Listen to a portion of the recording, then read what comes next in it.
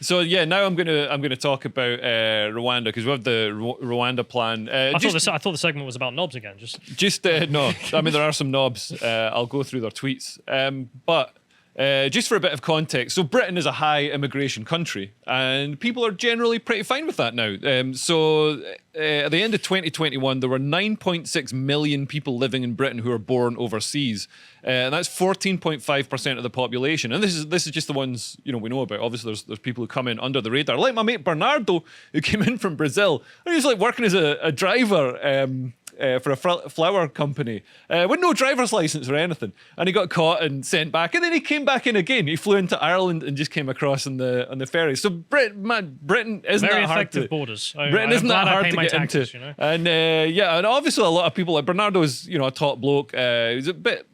Second time he got thrown out. It was a bit more serious. It was a road rage incident, but he's a good guy, and it's nice. Around. It's nice that people want to come here and work and make a life and stuff. But Britain's, you got to have some sort of limit. There's only a certain amount of sustainable immigration you can have before there's social and economic upheaval, and also there's negative effects, which I'll go into. But in 2021, people think under the Tories immigration is coming down. In 2021, 1 million visas were issued to people seeking to come and work or study or live in the UK, and this is. So immigration is at the highest point it's ever been, but people are pretty cool with it, and there are many upsides. So you can see this chart of public opinion. If we scroll down a little bit more, so this chart shows how public opinion is changed. So these are the things that people like about immigration. So food and restaurants, they think that's great. Immigration brings a lot of more kinds of curry. I mean, the thing is, we've got the recipes now, yeah. So we know how to make the food ourselves. So have you ever been to a country that doesn't have loads of immigrants? Yeah, I have. So if you go to Warsaw, Poland, there's no people from Thailand, but you still get Thai food. Right. It's amazing, that isn't it? Yeah. Like, you don't need the people for the recipes either. It's also true. Yeah. Fair point. But just something that weirded me out. Like we went to a Thai place and just the whole staff were Polish, like the kitchen staff, the front of staff, and it was like, all right, fair enough. Yeah, and Eastern European food can be pretty grim. I remember in Latvia, I got this thing. I thought it was because I didn't know what was written on the menu. I got this thing. It looked like I thought it was a block of fish, a block of cod or something. What, the lettuce? No, like just a fried, breadcrumbed and fried.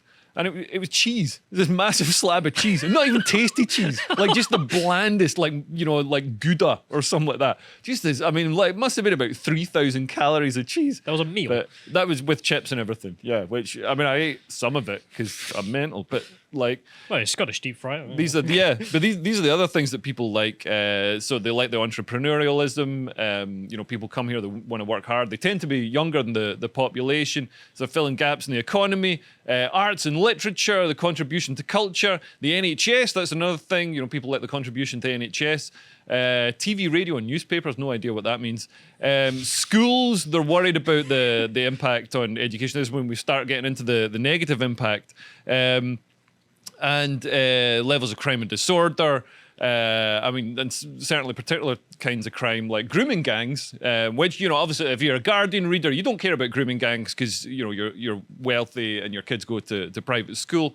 But, if you're a working class person in Rotherham or Telford or perhaps Oxford, you just think rape is bad. Or, even you could just be one of those rare people who think that 25,000 working class girls being victimized by grooming gangs every year is bad.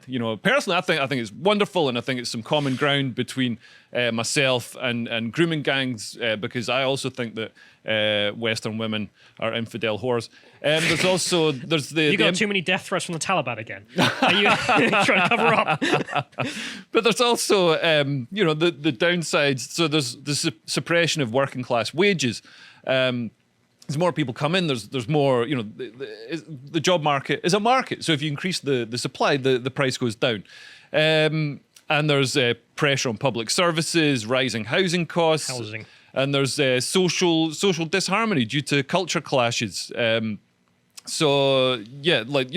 are issues with immigration. So, you want to maintain immigration, at a sensible level, and you want to do it in a way that doesn't create too much disharmony, which, this is a cultural thing. So somebody from Ukraine or somebody from the Caribbean could come here and, just assimilate perfectly because, there would be something Christian, to assimilate into. Yeah, they've got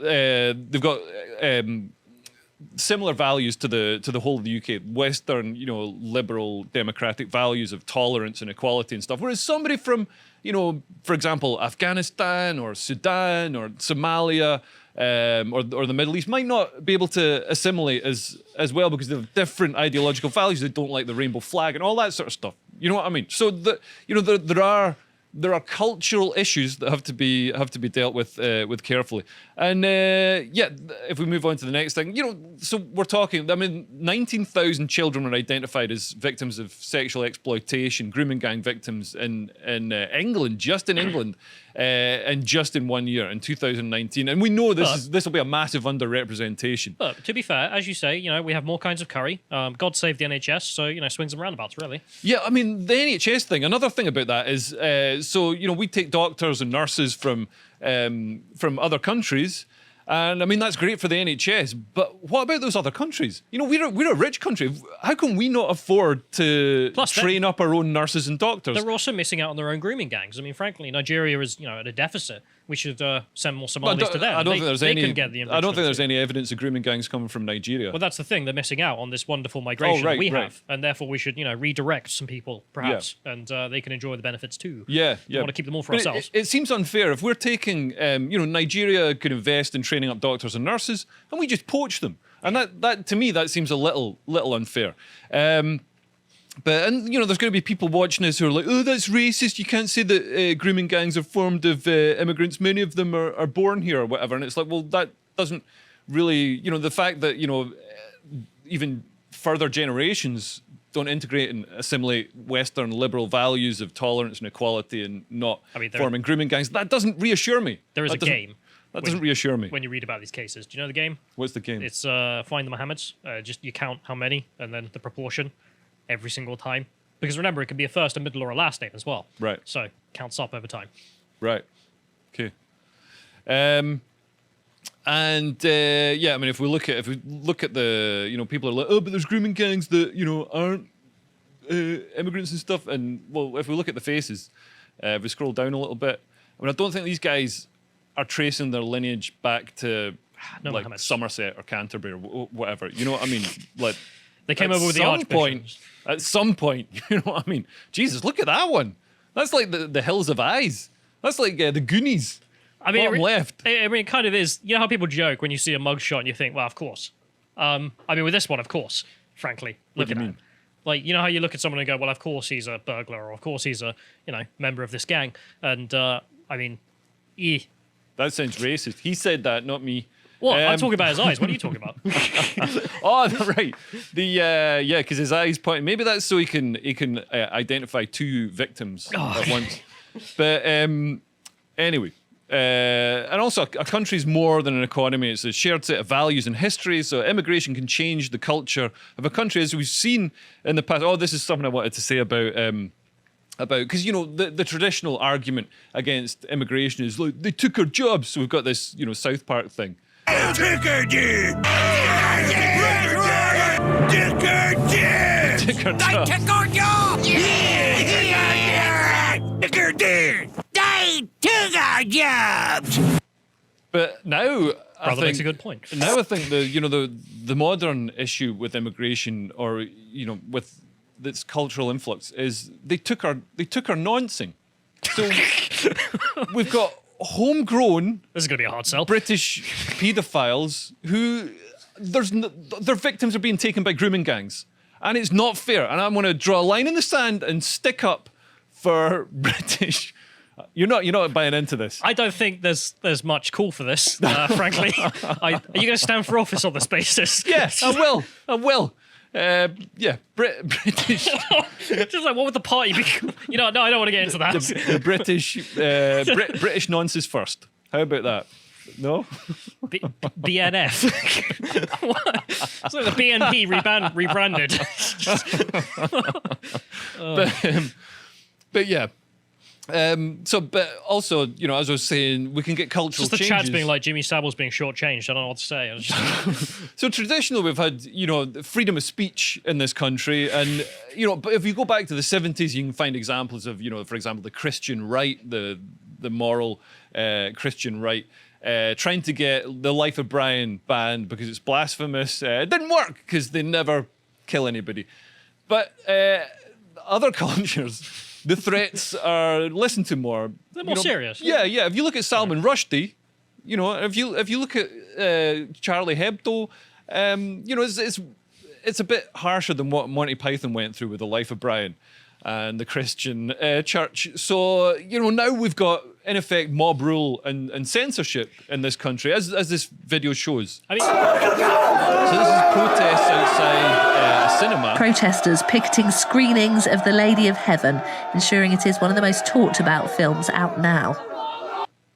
I mean, jokes aside, though, for a minute, which is actually, you do make a good point there, which is that, well, what's the moral British lesson? nonsense. Well, no, not that one. All right. That wasn't the good point. The good point was about the Charlie Hebdo versus, Life of Brian. I mean, what's the lesson that is to be learnt from the responses to those two? Which is that, well, the one in which people end up dead is Yeah. taken more seriously. And the British press, for example, Sky News specifically, censored the front covers. Yeah. Because, well, violence works. That's Yeah. the lesson to be learned. Yeah. Or at least how our people who run our countries want us to learn from that. And also- which is a horrible way to organise the country. Exactly, and also our institutions are systemically woke, so they they bend over backwards to accommodate and make excuses for cultures that enforce ideology, because they say, well, this is good because it's non-white, it's non-Christian, it's non-British, so They must do nothing wrong. yeah, so they're good, they're elevated in society,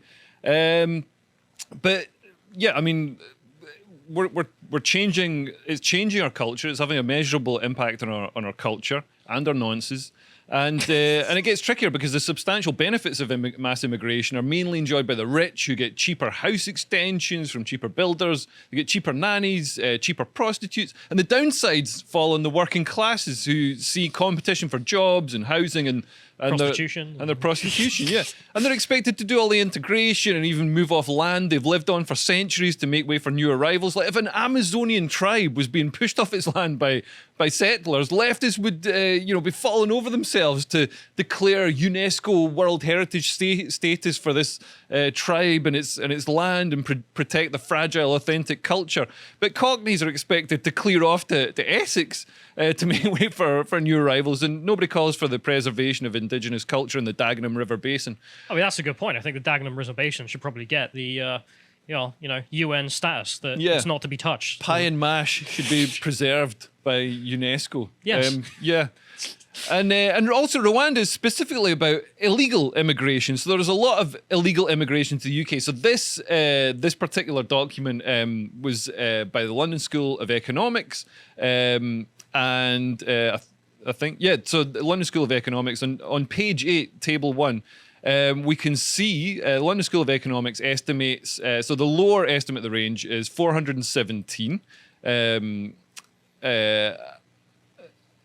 illegal immigrants in the UK. The upper estimate is 417,000 illegal immigrants in the UK. The upper range of the estimate is 863,000 illegal immigrants in the UK. And that's a lot. That's like, that's a big chunk of the population. And for Americans who might think that's a bit, small, we don't have a southern border. Yeah. We have a sea surrounding us. We have a moat. And it's growing by, an extra 85,000 people every year. And in 2021, 23,000 illegal immigrants came across the channel. So it's growing, and coming across the channel as a means of getting in is growing year on year, and it's dangerous. So 2018, there was just one drowning death from coming across the channel. Last year, there were 37 deaths by drowning. So that's awful. And this is tragic. Most of these people are just regular guys trying to make, because it is men. I don't know why the women and children don't come as well, but it's overwhelmingly men. And they're just trying to make a better life for themselves. They're coming from somewhere that's, a failed state. There's conflict or war, like Syria or Sudan. Or, and Paris or Macron's. yeah, I mean, France. they're coming. The I mean, thing is, they're coming from France. I mean, it's unbelievable, frankly, what they have So to live through. they could in have, these places. the argument that they're asylum seekers is kind of risible, because they've had to pass through several safe countries where they could have claimed asylum to get to the English Channel to come across to Britain. Although, I mean, you could argue that in France they're fleeing poor service. There's a lot of snooty waiters. There's dog poo on the pavements. There's terrible rock music. You ever heard a decent French rock band compared to like the Rolling Stones? This is not the question you'll ask me. It's that's I can see why they don't want to stay. I love the idea that also they might just be fleeing the fact that a lot of their cousins seem to be making France a place that's unlivable as well, as Eric Zemmour has been pointing out. I think they contribute greatly to the culture, which is why they're fleeing it. But but yeah, and the asylum system is being gamed,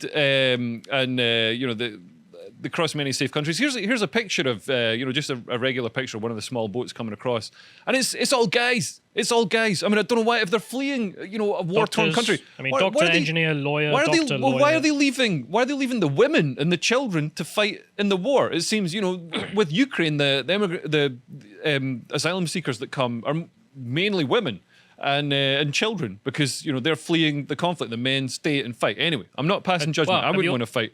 Have you also seen, 2 million Ukrainians have now returned to Ukraine from Europe? Right. It's funny that, isn't it? Turns out people can actually return to even a war zone that's still going on. Yeah. And so the asylum system is being gamed by people, and it's helped by lawyers who know how to exploit the system to help people stay and also get a lot of legal aid. So, yeah, I mean... But the main thing is the safety of these men, and they need to go through correct avenues. They can't be skipping the queue because if too many illegal immigrants get in, it'll sour public mood against all immigrants, and that's not fair on people who pursue appropriate and proper channels. I mean, all the doctors and lawyers are going to be without a job if these chaps get in. Yeah, I mean, you can say that, but anyway. So we've found a system to dissuade them from coming. We've said we're going to send some of you to Rwanda. And it's a good idea. We only send the economic migrants. We don't send genuine asylum seekers to Rwanda. And Rwanda is a safe, stable, thriving country with a booming economy. And also, to still make sure we're being humanitarian, we're going to take vulnerable refugees from Rwanda and bring them to the UK. But regardless of that, the celebrities have still responded saying it's terrible. More than 90 public figures wrote to the airline suspected to be carrying refugees, urging them not to fly the 100 or more people whom the Home Office has targeted for removal. And apart from anything else, it's going to be upsetting to a lot of people seeing a flight actually take off. But yeah, so the author and rapper Akela, Gary Lineker, Bridgerton actress Adjoa Andoa, and artist Tracy Emin are among the list of celebrities. So Prince Charles says, the monarchy are supposed to be apolitical. They're supposed to not make political statements because they haven't been elected. They're just there because they've been born there. You could say that about the people who've been born in the UK, but I'll get to that in a moment. So he's from, Prince Charles is from a new political party called the Royal Family. And he says the practice is appalling. But I went to Clarence House. You'd think, if he thinks, we should have open borders, he'll have open borders at his house. No, I went to Clarence House where Prince Charles lives. It's one of his 6 residences. And he's got guys with machine guns stopping me getting in. I want to illegally go into his house, which I thought he'd be fine with. And they won't let me. And isn't that a shame? Isn't that a shame? Prince Charles believes in open borders, but then around his own house, he's got a big border with guards. Yeah. And they'll throw me out. Not only is if I go in. Does he have arms? He has armed guards defending him. The nearest hotel housing these refugees, in quotes, how far do you reckon it is from this house? Oh, should imagine it's miles. Not anywhere miles near close. Miles. Yeah, we have one over there. My house is a 5-minute walk from it. I'm not allowed to own a gun. Right. Whereas he's allowed armed guards outside his house. Yeah. For his protection. Yeah. Fantastic. And so they're really nice guys, but they wouldn't let me in. And also, if you want to see the fence, there's a picture of the fence. Look at this is the fence. This is the border around Prince Charles's house. So much for open borders. Man, try climbing over that. I did. I didn't get anywhere. It was spiky. It jabbed me in the hand. You weren't trying hard enough. I got bit by a swan. But he's not the only person who's got stuck in. The Archbishop of Canterbury, who's head of a new political party called the Church of England, is taking time out from covering up pedo scandals to criticise the Rwanda plan. He says it's against the judgment of God. Well, the judgment of God, like... God drowned 37 men crossing the channel. So, maybe we shouldn't trust in God. Maybe we should trust in the government to help keep these men safe and stop these gangs taking people across the channel. And by the way, I'm not making it up about, I know people think it's just the Catholic Church that has pedo scandals. The next tab, we go into this. So Justin Welby, the Archbishop of Canterbury, he aided and abetted a paedophile in the church. This Canon John Roberts, who'd abused people in his care.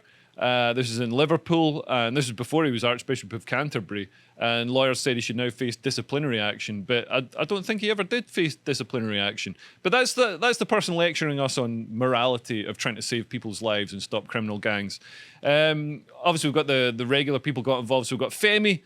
So he said, never forget that the people being sent to Rwanda for coming into the UK in boats across the channel have done more and risked more to be here than you ever have. All you did was tumble out of someone who happened to be on UK soil. So I don't think he'd say that to Palestinians. No, number one, no. Like, you have to have blood rights to get UK citizenship. This isn't the United States. You can't just be born on UK soil and then that's it. Right, yeah. For one. But also the idea that if you risk more to get into a country, you're entitled to everything that country has. Yeah. I mean, if we break into the United States tomorrow on false passports, are we just entitled to everything the United States government has to offer? And also, if I broke into Femi's house, I would have risked more to get into that house Than he does. He has a he's got key. keys. So, I mean, does that mean I've got more of a right to stay in his house than he does? I don't know. It's just his logic. Go for it. It's a bizarre, but it shows what people on the left think of the UK and British citizens. So I don't think that's going to help Labour get elected.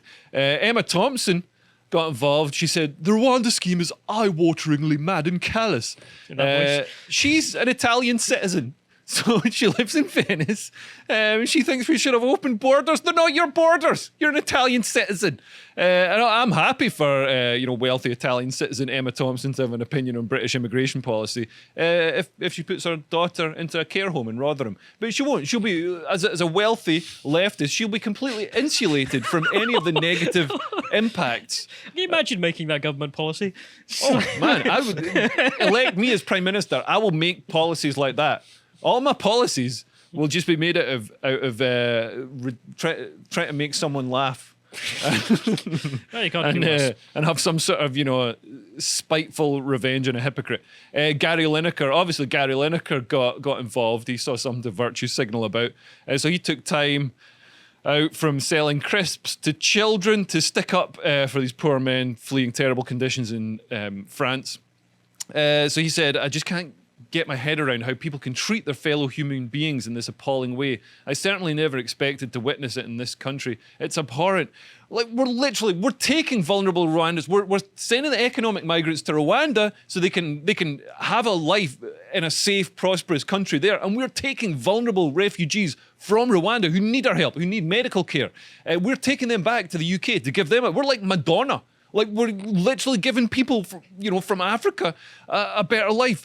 And also it's going to prevent deaths of people crossing the channel because it'll put them off. It'll make them, it'll stop them jumping the queue. It'll stop them paying thousands and thousands of pounds each to criminal gangs to get them across. And also, what have the left got against Rwanda? It is a fantastic country. I watched a video in Rwanda. I want to move to Rwanda. It looks, I wouldn't, if I was coming across the channel, I wouldn't. Have they seen Middlesbrough? These people coming across, have they seen Swindon? Have they seen the weather in Rwanda? You know what I mean? Don't trust. If you base your idea of what Britain is like on Hugh Grant films, you are not seeing the true Britain. You need to have a look and see what an absolute like raft of bog monsters this country in the main is. And yeah, being pro-open borders is the ultimate virtue signal. So you get the benefit of the signal, but any negative impact of higher immigration is dispersed across everyone and focused in poorer communities that you're not a member of because you're a celebrity, and that other people. You can say whatever you like about immigration. You say we should have open borders, and other people will probably make the tough, unpleasant but necessary choices. So then you can call them racist, and then if immigration rises and creates social disharmony, you can condemn anybody who complains about that as racist. You get to call people racist, which is the favourite thing for wokeists to do. But the only way you can have those luxury opinions is if everyone else makes the sacrifice and you don't. Yeah. I mean, how many migrants are living in Gary Lineker's loft? Exactly, yeah. Well, they did take in somebody for 2 weeks, I think. Oh, But you know, if you're Emma Thompson living in Venice, then you know come on, you shouldn't get an opinion on that. And you know, if you're a leftist, I don't even think Gary Lineker should. Like, you- I'm sorry, like you want endless numbers of people to come here, but I did house a migrant for 2 weeks. So. Yeah, I mean, Oof, really making at least a dent he's then. done something. I'd like Prince Charles to. Prince Charles got 6 palaces, 6 properties. Like, come on, like you could live in one and give the rest to refugees, and reduce the burden on the taxpayer a little bit. There might not be any palace left afterwards, but Well, I think honestly, genuinely, I think a lot of these people make amazing citizens, and want to come here and work, and create a life for themselves. And it's tragic that we can't take everybody in, but we just can't take everybody in. That's a ridiculous. We're a small country. There's 65 million people here. We can't take it. We're taking in 1 million a year as it is. That's a lot. That's a lot of social upheaval and stuff. We're already seeing the negative impacts. Grooming gangs, terrorism, suppressed wages. There's a limit to what we can do. So as much as I'd love to say, yeah, everybody, whoever wants to come here, come in, and I'd love to go and live in America or Australia. I can't just waltz in there. I've got to follow official channels. So yeah, sorry. It's one of those things. I'd like everybody to come to my party, but we've only got so much fizzy pop. Thanks for watching this segment of the podcast of the Lotus Eaters. If you enjoyed that, you can subscribe and find our premium content at lotuseaters.com. For instance, Rory has recently done a review of Top Gun Maverick, and if you're interested in finding him on social media, you can follow him on Getter at Rory Lotus Eaters. Thank you and goodbye.